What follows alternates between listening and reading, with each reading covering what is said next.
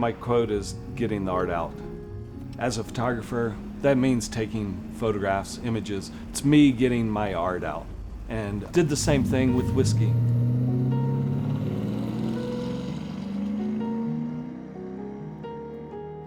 As a photographer, there were rumors about young photographers coming in with Polaroids and getting big jobs. And it was frustrating when you were a photographer that had gone to school and then assisted for a long time and worked really hard to build a portfolio and get those kind of jobs. And as a distiller, I was going to be that rogue person.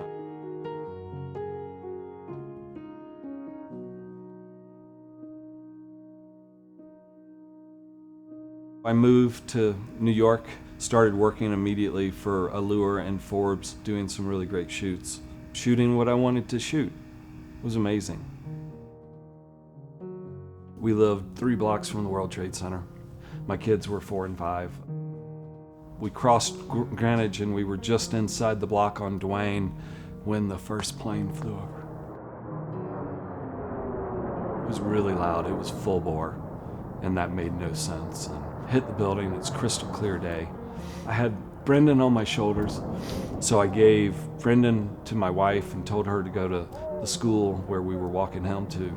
And I went back for Tristan, got up into his classroom and the shades were drawn. I just made a decision to leave him there because we were coming back to the building. Went back across Greenwich and to Washington Market. And my wife was in the school and she's like, "Where's Tristan?" I'm like, "He's in, it's okay." And she's like, "What if the building falls?" And I'm like, "The building won't fall."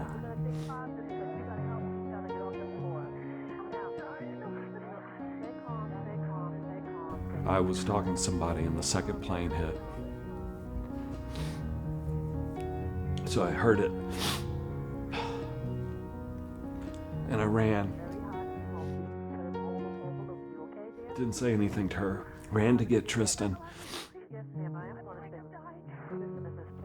Went back to the school where my wife was supposed to be, and nobody was in the school, and I was on the street, and I went back to a phone booth and called our house phone. 10 days later, drove my wife and kids halfway to Colorado because I had a photo job. I drove back to New York in 12 hours and got up for a photo shoot the next morning. And then started commuting from Colorado to New York for work weekly. And then it wasn't good for my family, and that's when I decided that I needed to change careers. And there were many dark hours trying to figure out what I was going to do and how to give up photography, something that I had done since I was 15.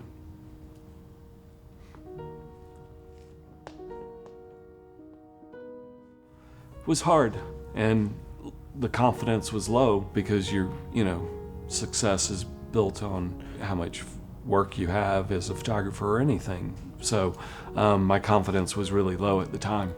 And I was on a plane and read an article about the guy that created Sailor Jerry and Hendrick's Gin and decided to make whiskey.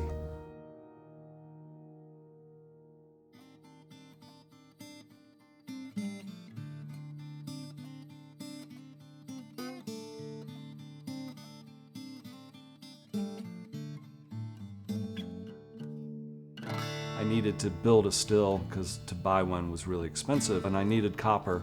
And I had these photogravure plates from an art show in Tribeca after 9/11 of these different landscapes of mine. And I had sourced the sight glass and different parts of it. Kettle, you can see the images on the outside of some of the landscapes, and then the column has an image of the Chrysler building turned on the inside. Put it inside the column, that would add extra surface area, surface tension, and clean the spirit more. So I was in 300 square feet, and I could make 60 gallons a month with my original still. And I spent 15 to 18 hours a day, 7 days a week in that space. I had a steam unit, and it was my home steam generator for a steam shower.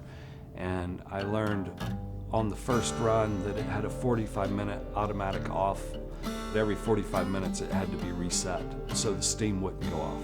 And I'd go home, cook dinner, run back, hit the button, go home, eat dinner, run back, hit the button, because the runs at the time were 15 hours to do a finish run on a batch. It was a lot of hard work and it was great. I loved it.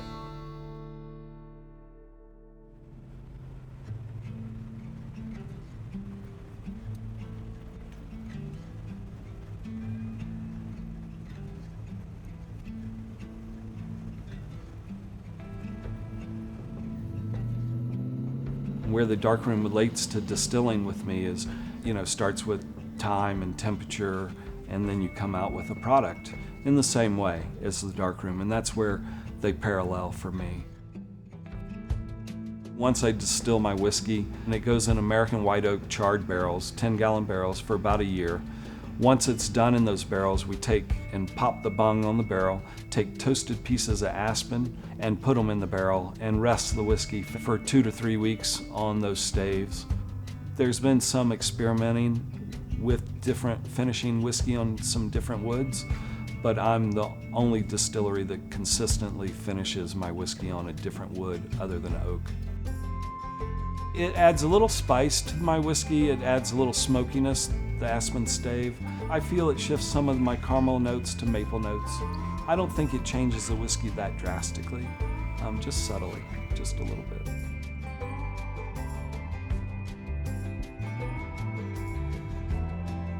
I really think the freedom for me came from my first few products doing so well.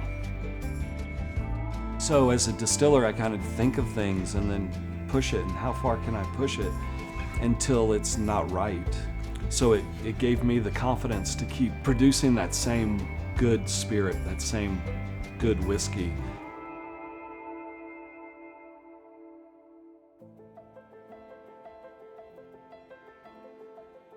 You want to invoke a feeling with your art. The same way with my whiskey, I wanted to make a Western whiskey, and I wanted it to put you back into that time, the romantic time of the West. Life, making whiskey, photography. If you have a passion, it's whatever it takes. I believe that with photography, I did whatever it took to get to that point, and whiskey is the same. Whatever it takes to get that still built, to get the bottles filled, to get those bottles labeled, whatever it takes to get that done. Being a small craft distiller, as small as I am, starting in 300 square feet, I'm surrounded by old distilleries, from Jim Beam to Buffalo Trace to Heaven Hill, and winning those kind of awards makes me the Polaroid kid.